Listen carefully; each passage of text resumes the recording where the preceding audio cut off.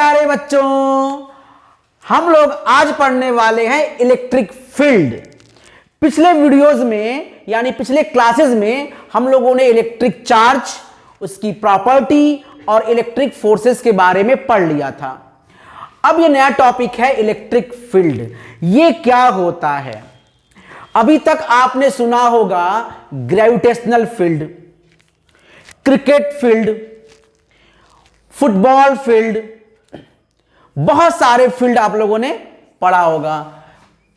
तो electric field को हम लोग एक एग्जांपल से समझाते हैं। चलिए, जैसे मान लीजिए कि आप यहां पर खड़े हैं और ये लड़का जिसका नाम है प्रवीण, तो ये प्रवीण भैया यहां पर खड़े हैं, ठीक है, और ये क्रिकेट देखने जा रहे हैं। तो जैसे ही क्रिकेट के ग्राउंड में इंटर करेंगे, जैसे ही क्रिकेट के ग्राउंड में इंटर करेंगे, आप देखोगे कि प्रवीण के अंदर एक्साइटमेंट आ जाएगा।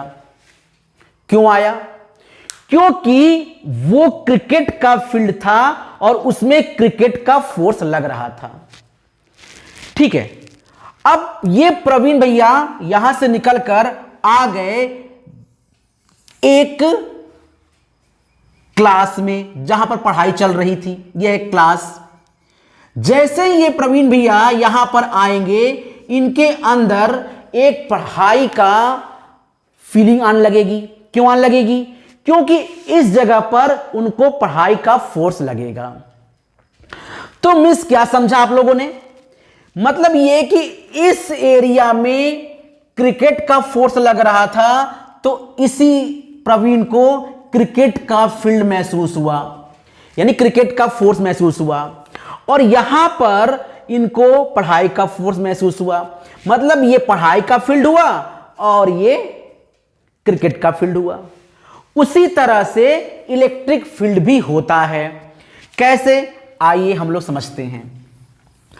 अब प्रवीण की जगह पर हम लोगों ने एक चार्ज ले लिया, चार्ज प्लस चार्ज, ठीक है, और अब इसके अराउंड बहुत सारा फील्ड होगा। अब हम एक और टेस्ट चार्ज लेके आते Q0, ठीक है। यहां पर लेकर आए, इस पर कोई फोर्स फील नहीं हुआ। थोड़ा और करीब लेके आए, अभी भी इसको फोर्स फील्ड नहीं हुआ। लेकिन जैसे ही हम यहां लेकर आए, इसने इसकी वजह से फोर्स फील करना शुरू कर दिया। इसी तरह मैंने इसको चेक किया कहां कहां पर ये फोर्स फील कर रहा है। जितने एरिया में ये टेस्ट चार्ज फोर्स फील करेगा, कौन सा फोर्स? इलेक्ट्रोस्टैटिक फोर्स, वही एरिया इस चार्ज का इलेक्ट्रिक फील्ड हो जाएगा, ठीक है। तो इलेक्ट्रिक फील्ड क्या हुआ? इलेक्ट्रिक फील्ड वो एरिया हुआ जहां पर कोई टेस्ट चार्ज इलेक्ट्रिक फोर्स को, मतलब इलेक्ट्रोस्टैटिक फोर्स को फील करता है। समझ में आया? मतलब जहां पे आप जाते हैं, जिस फोर्स को फील करते हैं, वो उसका फील्ड हो जाता है। समोसे का फील्ड, क्रिकेट का फील्ड, पबजी का फील्ड, है ना।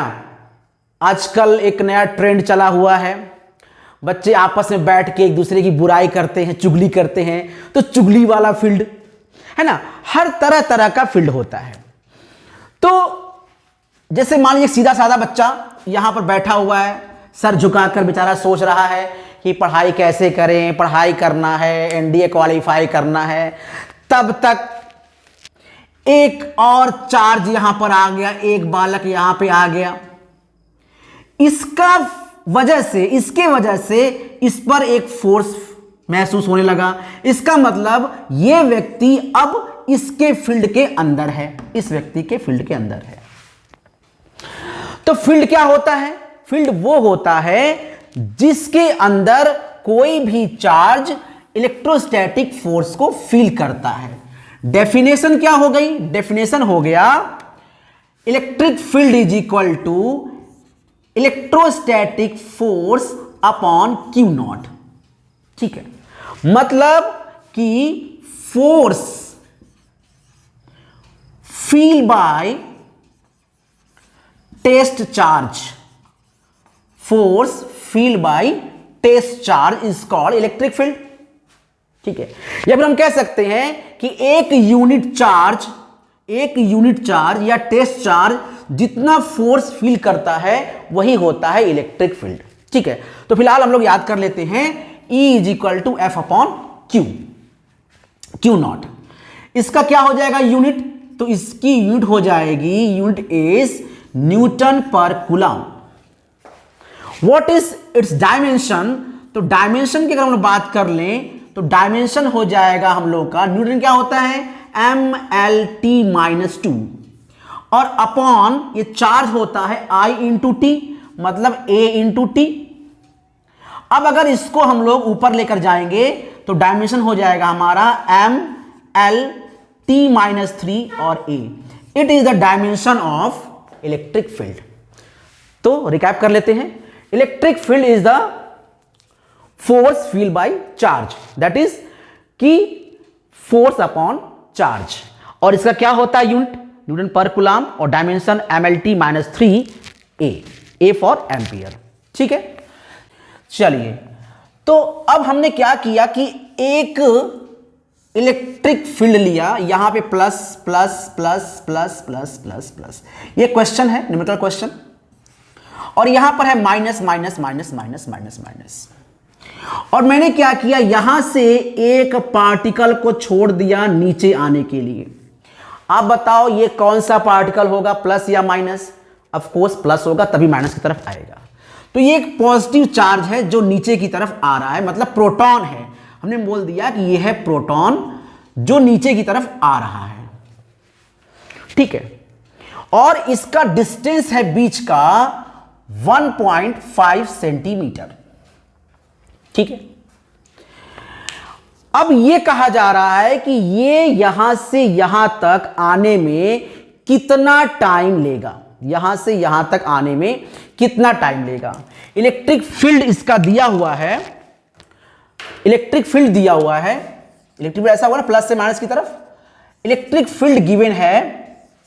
तो अब हम लोग को निकालना है कि ये प्रोटॉन इस प्लेट से इस प्लेट तक कितने टाइम में आएगा जब इसे हम लोग फ्रीली फॉल करने के लिए छोड़ देंगे। ग्रेविटी का यहां पर हम लोग यूज नहीं कर रहे हैं, इसे इग्नोर कर दे रहे हैं हम लोग। तो इलेक्ट्रिक फील्ड का मैग्नीट्यूड दिया हुआ है 2 × 10⁴ न्यूटन पर कूलम। तो क्या क्या गिवन है पहले ये देख लेते हैं। इसके बीच का सेपरेशन 1.5 सेंटीमीटर। ये एक प्रोटॉन है तो इसका मास पता होगा, इसका चार्ज पता होगा, इलेक्ट्रिक फील्ड पता है हम लोगों को। Now use the formula S is equal to UT plus half AT²। ठीक है, अब S is equal to, U तो 0 हो गया क्योंकि ड्रॉप किया गया है, तो ये 0 हो गया, और हाफ A लिखा मैंने प्रोटॉन का और T भी लिखा हमने प्रोटॉन का। यहां से जो TP आ जाएगा वो कितना आ जाएगा 2S upon AP under root में। तो बेसिकली हम लोग को इसकी वैल्यू रख देना है और आंसर हमें मिल जाएगा। लेकिन आप कहोगे सर एस तो पता है 1.5 सेंटीमीटर, एपी नहीं पता है। कोई बात नहीं, एपी निकाल लेंगे हम लोग। एक्सेलरेशन क्या होता है और पढ़ा होगा ना, F is equal to m a. तो what about a, F upon m. ठीक है, अब यहां पर जो एक्सेलरेशन हम पी का निकाल रहे हैं प्रोटॉन का, तो मास भी यहां ले लेते हैं हम लोग प्रोटॉन का। अच्छा, फोर्स क्या होता है अभी हमने पढ़ा था थोड़ी देर पहले कि E is equal to F upon q. तो what about F, q E. तो ये हो जाएगा Q प्रोटॉन का और E अपॉन एम पी। ये हो गया एक्सेलरेशन की वैल्यू। अच्छा, QP कितना हमारे पास है 1.6 × 10⁻⁻19, और E कितना दिया हुआ है 2 × 10⁴ अपॉन मास ऑफ प्रोटॉन 1.67 × 10⁻⁻27। यहां से आपको एक्सेलरेशन आ जाएगा। ठीक है, और जैसे एक्सेलरेशन आ जाएगा आप बस आपको टीपी में उठाकर इसे पुट कर देना है। जैसे ही पुट कर देंगे आपको आंसर मिल जाएगा, और वो आंसर कितना आएगा, वो आंसर आएगा TP is equal to 1.25 × 10⁻⁻7 second. This is the answer. ठीक है, मैं फिर से एक बार रिवाइज कर देता हूं।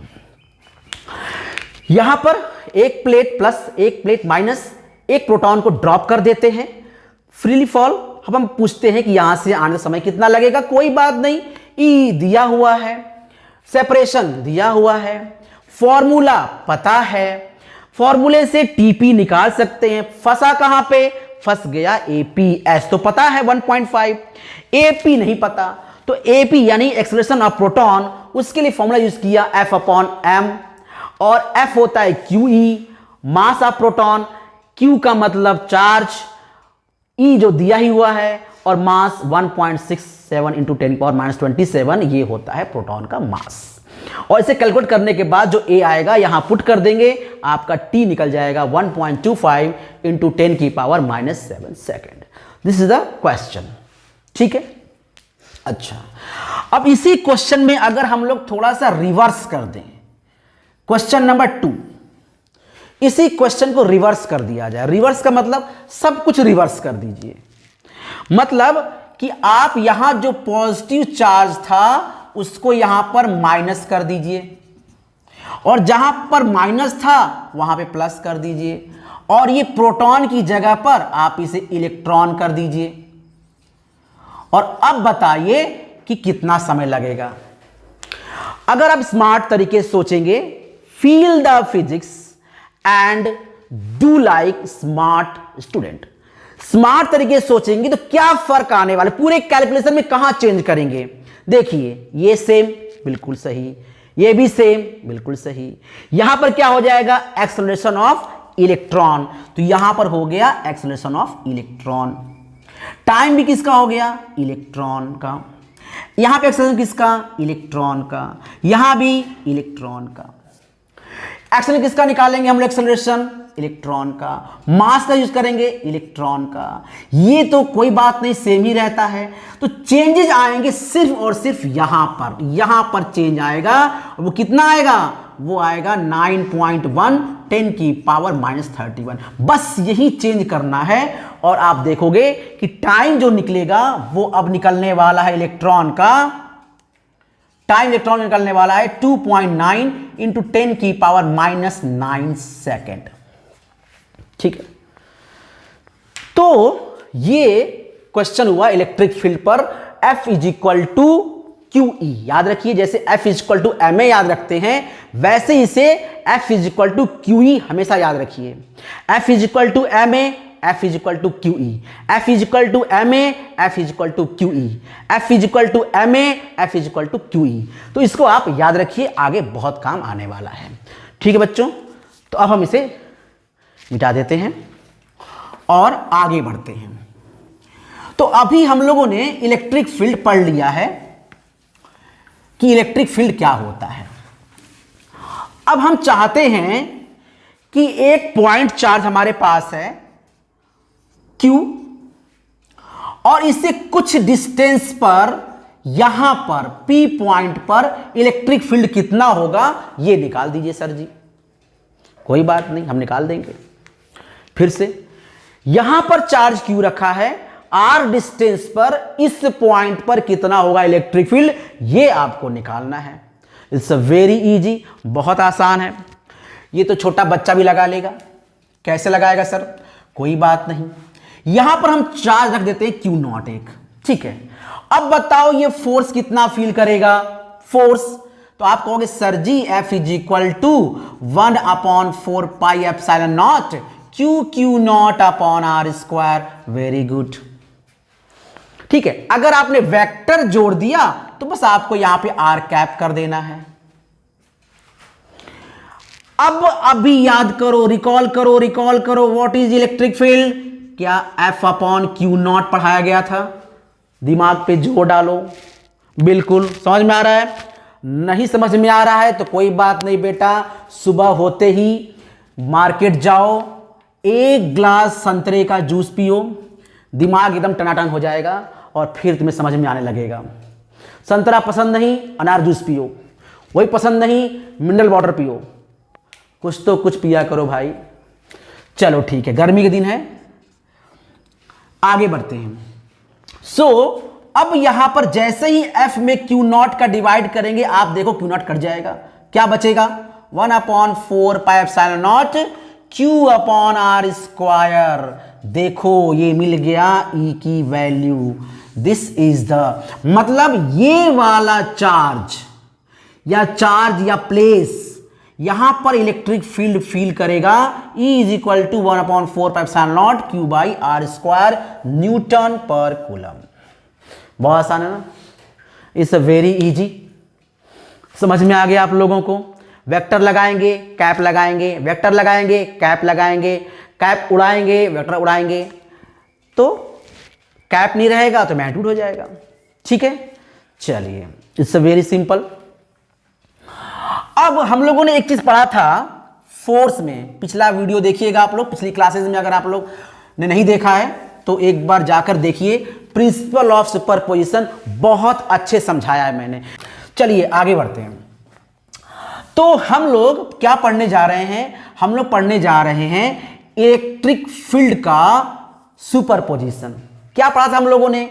याद है, यहां पर एक चार्ज था Q1, Q2, एक चार्ज था Q3 और यहां पर था Q1। इलेक्ट्रिक फोर्स कितना होता था? ये मान लिया मैंने F12, इसको कितना माना F13, और इसका जो रिजल्टेंट होता था वो होता था F1। याद आ रहा है? बिल्कुल याद आ रहा होगा आप लोगों को। ठीक उसी तरह से अगर इलेक्ट्रिक फील्ड की बात करें, जरा कंपेयर करना, ये Q2, ये Q3 और यहां पे Q1 या Q नॉट मान लेते हैं। यहां पर फील्ड कितना हुआ? तो E हो गया, हमने कहा E1 मान लेते, E2 मान लेते हैं। यहां कितना फील्ड हुआ? हमने कहा E3 मान लेते हैं। तो इसका रिजल्टेंट कितना हो जाएगा? इसका रिजल्टेंट हो जाएगा E1 plus E3। E is equal to E1 plus E2 plus E3। देखा, एकदम सिंपल। जैसे सुपरपोजिशन ऑफ फोर्स था वैसे सुपरपोजिशन इलेक्ट्रिक फील्ड का है। तो पढ़ा था आप लोगों ने कि F1 इज इक्वल टू, याद करो, F1 is equal to F12 plus F13 plus F14 plus dot dot dot F1n। ठीक उसी तरह से E1 is equal to E12 plus E13 plus E14 dot dot डॉट प्लस E1n। एकदम सिमिलर, क्योंकि इलेक्ट्रिक फील्ड भी एक वेक्टर क्वांटिटी है और फोर्स भी वेक्टर क्वांटिटी है। जो जो क्वांटिटी वेक्टर क्वांटिटी होती हैं उन्हें हम इसी तरह से ऐड करते हैं वेक्टर सम की तरह। जैसे इलेक्ट्रिक फोर्स को ऐड करते थे उसी प्रकार से इलेक्ट्रिक फील्ड को भी हम लोग ऐड करेंगे। ठीक है, चलिए, तो अब हम लोग एक क्वेश्चन लेते हैं इसी पर। एक +4 माइक्रोकूलाम का चार्ज और एक +1 माइक्रोकूलाम का चार्ज, और इन दोनों के बीच का डिस्टेंस है 2 मीटर। कितना है? 2 मीटर। बीच में कौन सा एक पॉइंट ले लें जहां पर इलेक्ट्रिक फील्ड 0 हो जाएगा? बस वो निकालना है point. Find the point eight which electric field, net electric field is 0। तो देखिए, हमने मान लिया कि यहां से x डिस्टेंस हो गया, तो यहां से कितना हो जाएगा? 2 माइनस x मीटर। ठीक है, ये मीटर हो गया, x मीटर। अब हमें यह बताना है कि यहां पर इलेक्ट्रिक फील्ड कैसे 0 होगा। देखिए, इसने जो फील्ड दिया है वो इधर दिया है। देखो ये इधर इलेक्ट्रिक फील्ड है, इधर देखो, ध्यान से देखो, इलेक्ट्रिक फील्ड है, ये इधर इलेक्ट्रिक फील्ड, और जो इसकी वजह से इलेक्ट्रिक फील्ड है वो इधर है, और दोनों अपोजिट हैं, तो ऑफ कोर्स 0 हो सकते हैं। ठीक है ना? इसका नाम हमने दिया A, या इसको हमने कहा Q1 और इसको हमने कहा Q2। ठीक है, तो आप बताओ E1 कितना होगा? आप कहोगे E1 हो जाएगा सर 1/4πε0। Q कितना है? 4 इंटू 10⁻⁻⁶ अपॉन r² मतलब x²। अच्छा, इलेक्ट्रिक फील्ड आपस में इक्वल होगा यहां पर इस पॉइंट P पर, ठीक है। तो E2 भी इक्वल कर दीजिए आप, या ऐसा लिख लीजिए E2 कितना होगा, तो E2 हो जाएगा 1/4 पाई एप्सिलॉन नॉट 1 इंटू 10 की power -6 x minus 2 minus x का होल स्क्वायर, ठीक है, Newton per coulomb, Newton per coulomb. अब हम लोग क्या करेंगे, यहां पर at point P E1 is equal to E2। क्यों इक्वल हो जाएगा, क्योंकि यहां पर नेट फोर्स 0 है, नेट इलेक्ट्रिक फील्ड 0 है, तो हमने क्या किया, दोनों को इक्वल कर दिया। अब देखो इक्वल करते ही क्या हो जाएगा, 1/4 पाई एप्सिलॉन नॉट 4 इंटू 10 की power -6 upon x square is equal to 1/4 pi epsilon naught 1 into 10 की पावर -6। रुको रुको रुको रुको, मैं जानता हूं आप लोग काटने का बहुत मन कर रहा होगा, अभी काटेंगे। लो काट दिया, खच खच काट दिया, और क्या काटूं मैं, बताओ जल्दी जल्दी, इसको काट दिया। अब क्या बचा, x square is equal to 4 2 minus x square, ये बचा। अब करेंगे इसे सिंप्लीफाई, तो x को हम लोग स्क्वायर जैसे हटाएंगे तो x आ जाएगा +-2 2 माइनस एक्स, बस। जैसे इसको सॉल्व करेंगे x की दो वैल्यू आएगी, एक 4/3 आ जाएगी मीटर में और एक आ जाएगी 4 मीटर, ये दो वैल्यू आ गई। अब आप सोचो क्या 4 मीटर हो सकता है, क्या नहीं हो सकता, क्योंकि ये तो 2 मीटर है, 4 मीटर कैसे होगा। अगर हम 4 मीटर की बात करेंगे यहां पर, तो यहां इसकी वजह से इलेक्ट्रिक फील्ड कहां होगा, इधर होगा। E1 कहां होगा, इधर होगा, और E2 क्या होगा, वो भी इधर होगा। तो ये तो 0 हो ही नहीं सकता कभी, ध्यान दो फिर से। अगर हम 4 मीटर की बात करें, यहां से 4 मीटर, क्योंकि यहां से x है, अगर यहां से 4 मीटर की बात करेंगे तो 4 मीटर पर E1 इधर होगा और E2 भी कहां होगा, इधर होगा, दोनों प्लस हो जाएंगे, ये तो कभी भी 0 नहीं होगा। तो क्या आंसर हुआ, 4/3, मतलब इसके बीच में ऐसा कोई पॉइंट जहां पर इसका इलेक्ट्रिक फील्ड राइट साइड में हो गया और इसका इलेक्ट्रिक फील्ड लेफ्ट साइड में हो गया और दोनों आपस में कैंसल आउट हो गए। तो आंसर क्या निकला हमारा, आंसर हो गया 4 मीटर। ठीक है, क्वेश्चन समझ लीजिए।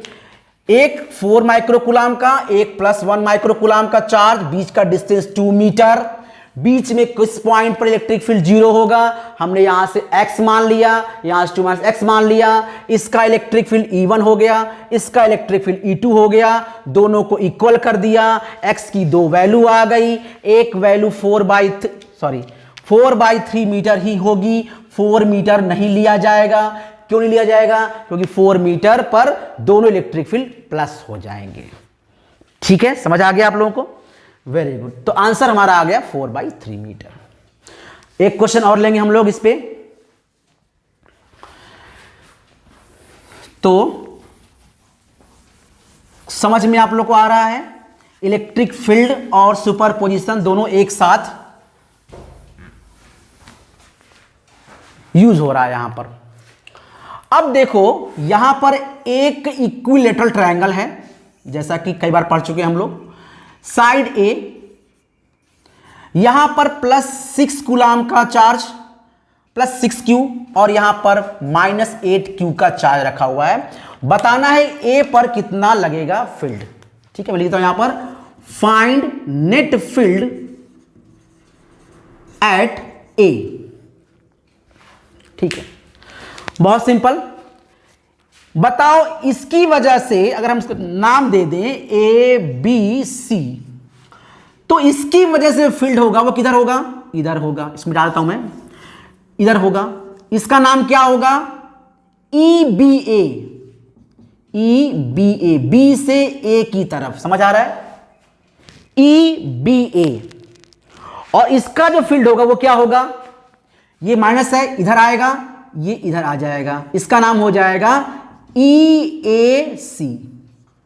दो फील्ड, एक EBA और एक EAC। A से C की तरफ नेगेटिव चार्ज है और ये प्लस है, तो B से A की तरफ। नेट कैसे निकलेगा, वही पुराना। ठीक है, बस आप निकाल दीजिए इसका पैरेललोग्राम लॉ, जीना यहां मरना यहां, इसके सिवा जाना कहां। बस वही चीज लगाना है बार बार। हर बार एक ही चीज करना है, बहुत सिंपल है। आप करेंगे नहीं तो आपको टफ लगेगा, आप करेंगे तो आपको बहुत इजी लगेगा। चलिए, तो इसको मैंने मान लेता हूं कि अब निकालते हैं EBA कितना आया। आप निकालो EBA कितना आएगा। तो 1/4 pi epsilon not 6Q upon A square, ठीक है। और हमने दे दिया यहां पर BA कैप, B से A की तरफ। नाउ EAC कितना आएगा? आप कहोगे 1/4 pi epsilon not 8Q upon A square, यानी कि AC कैप। क्या इसको मैं लिख सकता हूं 6E? लिख सकता हूं, इसको लिख सकता हूं 8E। ये हमने लेट कर लिया है, ठीक है। ये 6E हो गया, ये 8E हो गया।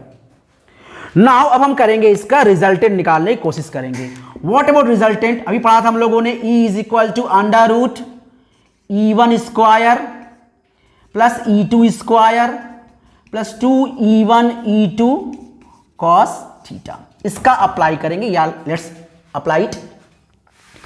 तो E आ जाएगा हमारा अंडर रूट 6E का होल स्क्वायर 8E का whole square plus 2 into 6E into 8E cos theta. कितना होगा?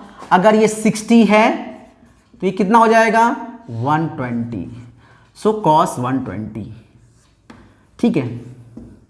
सॉल्व करेंगे इसको तो E आ जाएगा under root 36E square plus 64E square plus ये कितना हो जाएगा 96E स्क्वायर और कॉस 120 माइनस 1/2।